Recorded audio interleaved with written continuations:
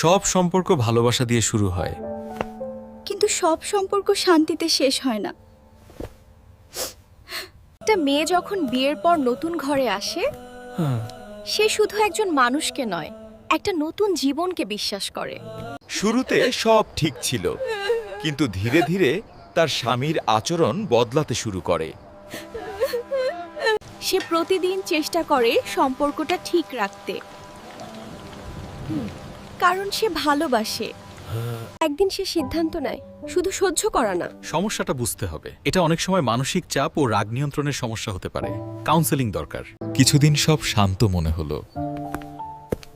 মনে হলো যা হতো সব ঠিক হয়ে যাবে। কিন্তু সময়ের সাথে আবার সব আগের মতো হয়ে যায়, এমনকি আগের চেয়েও কঠিন।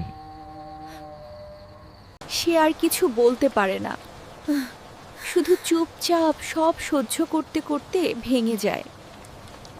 যখন ভালোবাসা শুধু কষ্ট হয়ে যায়, তখন দূরে চলে যাওয়াই কখনো কখনো শেষ চেষ্টা। সে অনেক দিন চেষ্টা করেছে, অনেক কিছু সহ্য করেছে, কিন্তু ধৈর্যেরও একটা সীমা থাকে। একবার যখন মানুষ কষ্ট সহ্য করতে পারে না, তখন সে চুপচাপ চলে যায়, ফিরে আসার জন্য না। সময় থাকতে নিজের স্ত্রীর যত্ন নিন। মনে রাখবেন, প্রত্যেক মানুষ তার কাজের ফল একদিন না একদিন অবশ্যই পাবে। এই দুনিয়ায় না হলে পরকালে পাবে।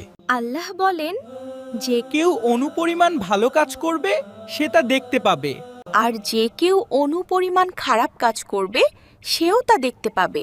সূরা জিলজাল